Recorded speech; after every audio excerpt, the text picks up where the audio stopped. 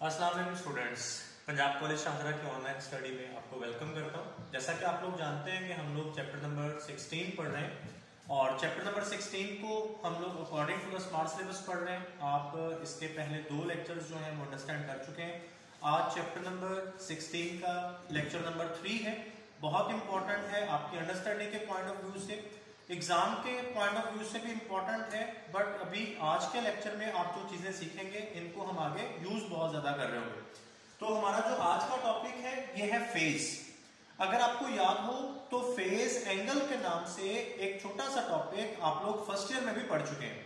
First year में आपने chapter number 7 में फेज के नाम से एक टॉपिक पढ़ा था और वहां पे आप लोगों को ये बात बताई गई थी कि फेज जो है ये एंगल है जो कि इंस्टेंटेनियस डिस्प्लेसमेंट को डिस्क्राइब करता है। तो यहां पे भी फेज हमारे पास एंगल ही है, बट ये वो एंगल है जो कि किसी सर्किट में मौजूद इंस्टेंटेनियस वोल्टेज या इंस्टेंटेनियस करंट की वैल्यूज को डिस्क्राइब करता है। जैसे अभी अगर आप देखें, ये आपके सामने मैंने इसकी डेफिनेशन लिखी हुई है, angle theta is equal to omega t which specifies the instantaneous values of voltage or current is called phase। अब ये इंस्टेंटेनियस वोल्टेज और इंस्टेंटेनियस करंट इन दोनों की इक्वेशंस आपके सामने लिखी गई है। V is equal to V naught sine of theta और I is equal to I naught sine of theta. इसमें V और I ये दोनों हमारे पास इंस्टेंटेनियस वैल्यूज हैं, जबकि V नॉट और I नॉट ये दोनों हमारे पास पीक वैल्यूज हैं। तो हम लोग यहां से देख सकते हैं, अगर मैं V नॉट और I नॉट इन दोनों को कांस्टेंट कंसीडर करूं तो मैं लिख सकता हूं कि V is directly proportional to sine of theta and I is directly proportional to sine of theta. Means कि अगर ये एंगल थीटा चेंज होता है तो साइन ऑफ थीटा की वैल्यू चेंज रहेगी, और अगर बच्चों साइन ऑफ थीटा की वैल्यू चेंज होगी तो इंस्टेंटेनियस वोल्टेज और इंस्टेंटेनियस करंट की वैल्यू चेंज रहेगी। तो फिर हम ये बात कह सकते हैं कि जो वोल्टेज और करंट की इंस्टेंटेनियस वैल्यूज हैं ये एंगल थीटा पे डिपेंड करें। तो ये एंगल जो वोल्टेज और करंट की इंस्टेंटेनियस वैल्यूज को स्पेसिफाई करता है या डिस्क्राइब करता है, इसको हम लोग नाम देंगे फेज का। अब यहां पे देखें, ये एक वेवफॉर्म आपको बना के दिखाई गई है और यहां पे देखें जब एंगल 0 है, थीटा 0 है, तो वोल्टेज की वैल्यू 0 है। तो हमने यहां पे लिख दिया कि फेज एट 0 वैल्यूज, कि जब वैल्यू 0 होगी तो उस वक्त सिग्नल का फेज क्या होगा, 0 डिग्री होगा।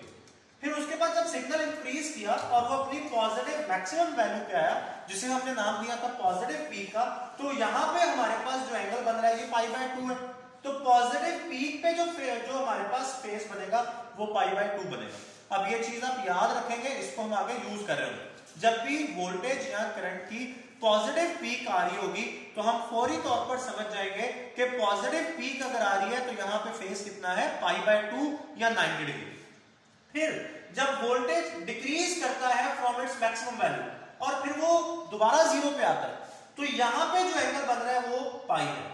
तो देखिए फिर एक बार लिखा गया कि जब वैल्यू 0 पे आ रही है तो फिर फेज हमारे पास कितना हो गया, π। फिर 0 से वैल्यू डिक्रीज करते हुए, या आप कह लें कि अब 0 के बाद जो वोल्टेज है उसने अपनी डायरेक्शन को चेंज किया, करंट ने अपनी डायरेक्शन को चेंज किया, वोल्टेज की पोलैरिटी चेंज हुई, तो ये अपनी नेगेटिव मैक्सिमम वैल्यू पे आया। तो जब ये सिग्नल अपनी नेगेटिव मैक्सिमम वैल्यू पे आता है तो यहाँ पे जो फेज बनता है 3π/2 यानी 270 डिग्री। तो यहाँ पे आप देख लें कि phase at negative peak is equal to 3π/2 और फिर दोबारा जब सिग्नल हमारे पास 0 पे आता है तो फेज हमारे पास आ जाएगा 2π। अब बच्चों यहाँ पे बहुत इंपॉर्टेंट बात है, ये आपको ये बात तो पता है कि 0 और 2π का मतलब सेम है। आप 2π को 0 के साथ रिप्लेस कर सकते हैं और 0 को 2π के साथ, क्योंकि ये जो साइनोसॉइडल वेवफॉर्म बन रही है इसने आफ्टर एवरी 2π अपनी वैल्यूज को रिपीट करना है। तो 0 और 2π सेम है।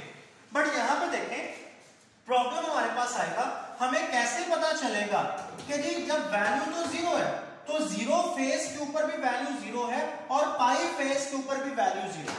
तो 0 फेज और π फेज में क्या डिफरेंस होगा? जब हमने बच्चों 0 फेज और π फेज के बीच में डिसाइड करना होगा तो सबसे पहले तो हम चेक करेंगे कि हमारी जो ऑल्टरनेटिंग क्वांटिटी है उसकी वैल्यू 0 है, उसकी इंस्टेंटेनियस वैल्यू 0 हुई तो फेज या 0 हो सकता है या π हो सकता है। अब अगर आपके पास जो इंस्टेंटेनियस वैल्यू है वो 0 है और उस वैल्यू से अगर आप आगे जाते हैं तो alternating quantity towards the positive peak increase कर रही है, यानी जब आपने उसका फेज नोट किया उस लम्हे उसकी वैल्यू 0 थी, लेकिन उसके बाद जैसे ही आप आगे मूव किए तो ऑल्टरनेटिंग क्वांटिटी अपनी 0 वैल्यू से टुवर्ड्स द पॉजिटिव पीक जा रही है। तो अगर ऑल्टरनेटिंग क्वांटिटी अपनी पॉजिटिव पीक की तरफ जाती है तो फिर वहां पे जो फेज होगा 0 वैल्यू पे जो फेज होगा वो 0 होगा। बट अगर आपने ऑल्टरनेटिंग क्वांटिटी की वैल्यू देखी 0 है और उसके बाद वो alternative quantity towards it's negative peak, alternative quantity अपनी नेगेटिव पीक की तरफ आ रही है, तो फिर वहां पे जो फेज होगा ये पाई होगा। तो आपने जब वैल्यू 0 नोट की तो आपने उससे आगे सिग्नल को देखना है कि signal towards the positive peak जा रहा है या signal towards the negative peak जा रहा है। अगर signal towards the positive peak जाएगा तो 0 फेज होगा, अगर signal towards the negative peak जाएगा तो फेज जो है ये पाई होगा। बच्चों ये जो एब्सोल्यूट फेज है ये हमारे लिए इतना ज्यादा इंपॉर्टेंट नहीं है, बल्कि दो सिग्नल्स के दरमियान जो फेज डिफरेंस होता है वो ज्यादा इंपॉर्टेंट होता है। अब ये फेज डिफरेंस का जो कॉन्सेप्ट है इसको हम नाम देते हैं फेज लीड और फेज लैग। यानी एक सिग्नल का जो एंगल है वो दूसरे सिग्नल के एंगल से या तो कुछ ज्यादा होगा या फिर वो कम होगा। अगर फर्स्ट सिग्नल का एंगल सेकेंड सिग्नल से ज्यादा है तो हम कहेंगे कि फर्स्ट वाला सिग्नल सेकेंड वाले सिग्नल को लीड कर रहा है। लीड का मतलब होता है आगे चलना, तो जिसका एंगल ज्यादा है वो पहले उस वैल्यू पे आ गया और जिसका एंगल कम है वो बाद में उस वैल्यू तक पहुंचेगा, तो हम कहेंगे कि फर्स्ट सिग्नल सेकंड को लीड कर रहा है। अब अगर बच्चों फर्स्ट वाला सिग्नल सेकंड को लीड कर रहा है तो सेकंड वाला फर्स्ट को लैग कर रहा है। लैग का मतलब होता है पीछे चलना। तो ये दो सिग्नल्स का जो फेज डिफरेंस है ये हमारे लिए ज्यादा इंपॉर्टेंट होता है। अब अगर दोनों सिग्नल्स के फेज सेम आ रहे हैं, उनका एंगल सेम बन रहा है, तो हम कहेंगे कि इनका फेज डिफरेंस 0 है। देखिए यहां पे दो डायग्राम्स बना के आपको फेज लीड और फेज लैग का जो कॉन्सेप्ट है ये समझाया गया। ये सिग्नल 1 देखें, सिग्नल 1 में ये point O, A, B, C और D, ये 5 पॉइंट्स आपको शो किए गए। एक साइकिल इन 5 पॉइंट्स में कंप्लीट हो चुके। अब ये जो पॉइंट O है यहां पे फर्स्ट सिग्नल की वैल्यू 0 है तो इसका फेज 0 है। पॉइंट A के ऊपर फर्स्ट सिग्नल की पॉजिटिव पीक आ रही है तो फेज आ गया π/2। पॉइंट B पे फिर दोबारा सिग्नल की वैल्यू 0 होगी बट यहां से वो टुवर्ड्स द नेगेटिव पीक जा रहा है तो फेज आ गया π। पॉइंट C पे इसकी नेगेटिव पीक आ रही है तो फेज आ गया 3π/2 और पॉइंट D पे इसकी वैल्यू 0 होगी तो फेज आ गया 2π। अब इसी तरह आप पॉइंट इस पे सेकंड सिग्नल पे आ रहे हैं। अब सेकंड सिग्नल स्टार्ट ही अपनी नेगेटिव पीक से हो रहा है, तो ये आपने यहां पे लिखा था कि नेगेटिव पीक के ऊपर जो फेज है ये 3π/2 है, तो यहां पे पॉइंट O के ऊपर सेकंड सिग्नल का जो फेज बनेगा ये 3π/2 है। अब देखें 3π/2 के बाद पॉइंट A पे जब सेकंड सिग्नल की वैल्यू 0 हुई तो अब मैंने यहां पे इसका फेज 2π नहीं लिखा, बल्कि यहां पे अब मैं इसका फेज 0 लिख रहा हूं क्योंकि मैं 0 से अपना साइकिल स्टार्ट कर रहा हूं। तो पॉइंट A पे सेकंड सिग्नल का फेज 0 आ गया। पॉइंट B पे जो कि सेकंड सिग्नल की पॉजिटिव पीक बन रही है तो इसका फेज यहां पे आ जाएगा π/2। पॉइंट C पे सिग्नल 2 की वैल्यू फिर 0 होगी और ये टुवर्ड्स द नेगेटिव पीक जा रहा है तो फेज π आ गया और पॉइंट D पे इसका नेगेटिव पीक आ रही है तो फेज आ जाएगा 3π/2। अब ये जो पॉइंट A मैंने यहां पे कंसीडर किया, दोनों सिग्नल्स के पॉइंट A के ऊपर फेज लिख लिए। सिग्नल 1 का पॉइंट A पे जो फेज है π/2 है और सिग्नल 2 का पॉइंट A पे जो फेज है ये 0 है, तो इन दोनों का डिफरेंस लिया तो π/2 - 0 = π/2। अब इस डिफरेंस से मुझे ये पता चला कि सिग्नल 1 का जो फेज है मेरे सिलेक्टेड पॉइंट पे, सिग्नल 1 का जो फेज है वो सिग्नल 2 से ग्रेटर है, तो फिर मैंने यहां पे लिख दिया कि signal 1 leads the signal 2 by an angle of π/2।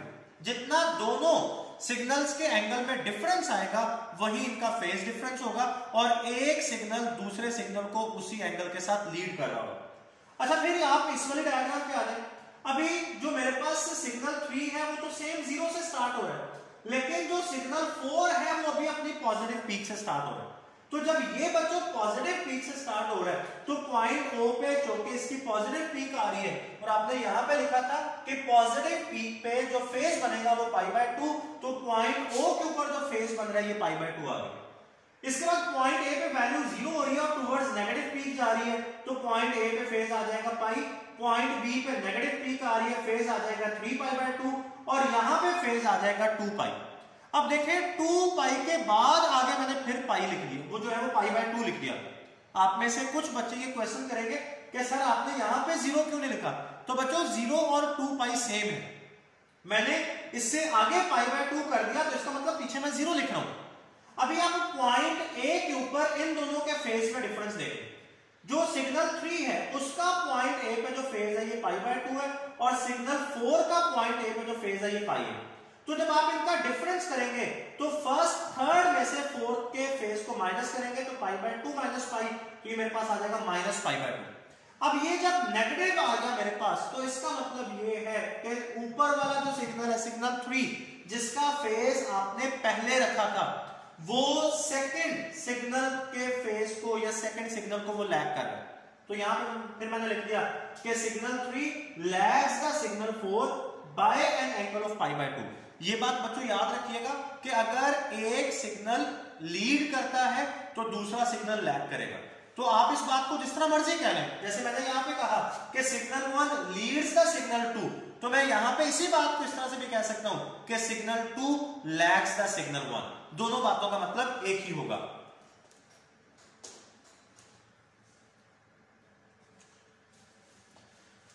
Ji students, जब आप फेज लीड और फेज लैग के कॉन्सेप्ट्स को अंडरस्टैंड कर लेते हैं तो एक छोटा सा टॉपिक हमारी बुक में लिखा हुआ है, vector representation of N alternating quantity, कि जो एक अल्टरनेटिंग क्वांटिटी है आपने उसको एक वेक्टर की फॉर्म में, एक वेक्टर की सूरत में कैसे रिप्रेजेंट करना है।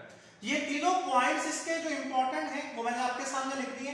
सबसे पहले आपने जब इसकी ग्राफिकल रिप्रेजेंटेशन बनानी है तो आपने जो लाइन ड्रॉ करनी है जिसने उस अल्टरनेटिंग क्वांटिटी को रिप्रेजेंट करना है, उस लाइन की जो लेंथ है according to the scale alternating quantity की पीक वैल्यू या आरएमएस वैल्यू, अब दोनों में से जो भी वैल्यू आपको दी जा रही है उस वैल्यू को एक स्केल के मुताबिक आप उसके मुताबिक जो लाइन की लेंथ बनेगी वो ड्रॉ कर दें।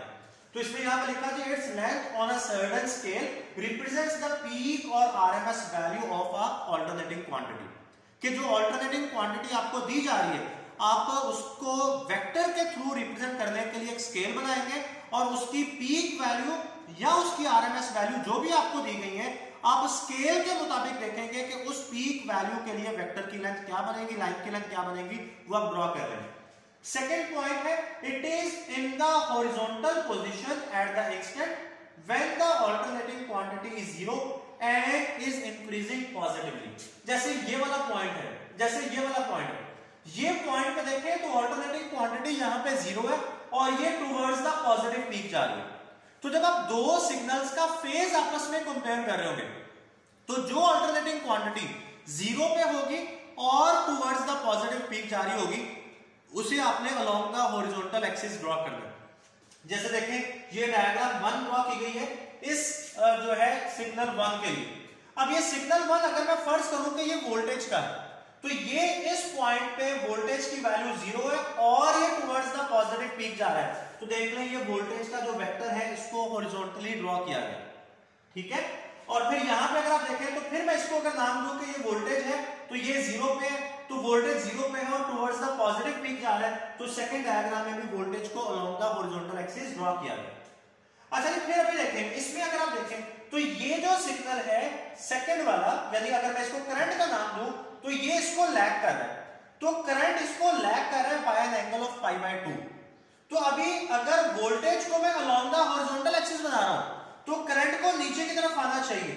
नीचे की तरफ आने का मतलब ये है कि करंट जो है वो क्या कर रहा है, इस वोल्टेज को लैग कर रहा है। और यहां पे देखिए एंगल पाई बाय 2। अब इसी डायग्राम को मैं इस तरह से बना सकता हूं कि मैंने इसको घुमा दिया और इसको, ये बच्चों मेरे पास अगर डायग्राम इस तरह बन रही है तो मैंने अभी इसको इस तरह घुमा दिया, अभी करंट जो है ये अलोंग द हॉरिजॉन्टल एक्सिस आ गया।